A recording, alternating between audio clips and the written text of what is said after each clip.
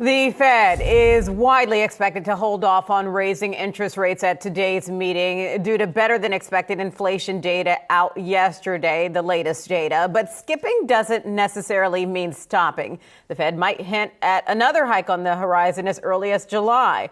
Both the Bank of Canada and Reserve Bank of Australia issued interest rate hikes earlier this month following periods of pause.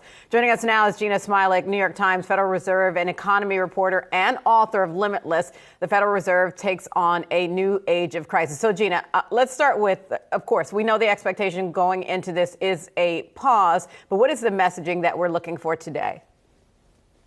Yeah, I think we are really looking for any hint about what comes next. If we skip the meeting that we are about to have, what is the next meeting we're expecting a rate increase at? Is it going to be one more? Is it going to be several more? I think all of those questions are pretty live today. And we should get a lot of information about those things because we are getting both the Fed statement, which it always releases at 2 p.m., but also a new set of economic projections, which come out only once every 3 months, and a Fed press conference with Fed Chair Jerome Powell at 2:30. So we should have ample time to kind of get a grasp on what comes next for the central bank. Jeanna, one of the things that I love that you wrote about is the speed of adjustment that we've seen from the Fed here and why that's relevant. Perhaps you can break that down a little bit more for us and when we should expect the Fed to fully see some of their policy digested by the economy.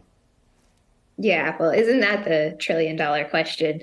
The challenge with Fed policy is that everybody knows that it takes some time for interest rate increases to fully play out through the economy, but it is incredibly difficult to determine just how much time. We know that it takes a while, months, maybe years, but the sort of lags, as they like to say, are long and variable. They change over time. And so it's very difficult to know when we'll have the full effect of these rate increases hitting the economy. There's been some suggestion that in this cycle, it could be a little bit sooner than we've seen in past cycles, just because markets are so sensitive to everything the Fed does. And so they sort of price in changes before they even happen.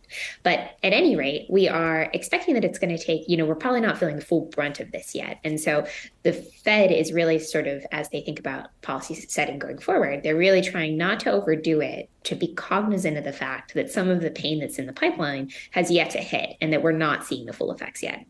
So, Jeanna, let's talk about the projections that we're going to see that we see every so often from the Fed. I mean, I know it's a certain cycle, which includes, of course, the dot plot. What are we looking for on the dot plot, which would signal, say, that the tightening cycle may have come to an end?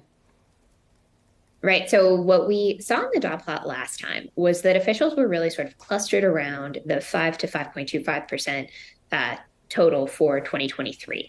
That would suggest that interest rates are already done increasing. We definitely expect that number to move up this time. It's likely that officials are going to pencil in another rate increase this year just based on the public comments that they've made. But I think the real question is, does it move up just one space or does it move up two spaces? Do we have a situation where officials are sort of seeing even more rate increases this year just on the basis that the economy has still looked pretty solid despite all of these many changes that the Fed has made over the last 15 months. And so that is sort of the thing to focus in on. Do we move up to 5.25 or do we move up to 5.5? That's the big question. But it sounds like a cut at any point this year might and should be off the table.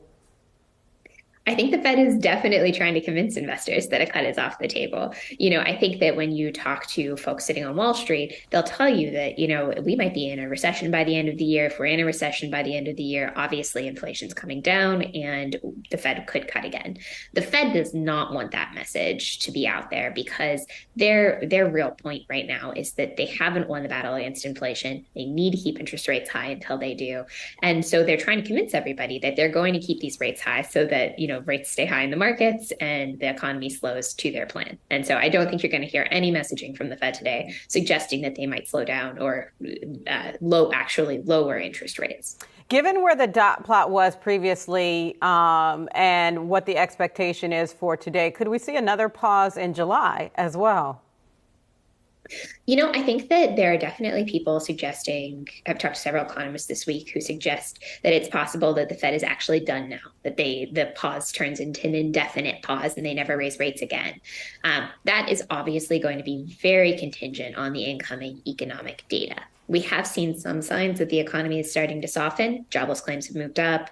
We've seen really bad manufacturing surveys. I think if those signs turn out to be sort of leading indicators that are telling us that we're heading for sort of a screeching halt here, that could be enough to shift the Fed's balance where they feel like, in fact, we have done an adequate amount and inflation is going to come down and we don't need to do any more. And so that's sort of the argument for why they might be done now. I don't think we're anywhere near a consensus yet. And in fact, markets are still looking for a rate increase in July. The Fed took a big hit on credibility over the course of the transitory era of inflation. Do you believe that they've been able to regain a certain percentage of that? Yeah, it's an interesting question. I think transitory is going to remain a banned word at the Fed building for probably a few generations after this. I do think that there is some element, though, where what the Fed meant by transitory was that the kind of inflation that we were seeing was not going to persist forever. That some of those special factors that were pushing inflation up were likely to fade with time. And that actually has basically played out. It just took 2 years longer than the Fed had expected. And in the process, a lot of other inflation kicked up. And so I think that there is some element to which sort of their prediction that, the supply chains, which were all messed up in 2021, would get back to normal, and gas prices, which had popped up, would fade, and food prices, which were popping up, would fade too. Those things have actually happened or started to happen. It's just that the inflation problem is bigger than they had expected. And so I think we're still kind of living through the aftershocks of that. Well, in the meantime and interim, they've inspired me to name my next jazz fusion band, the Transitory Times.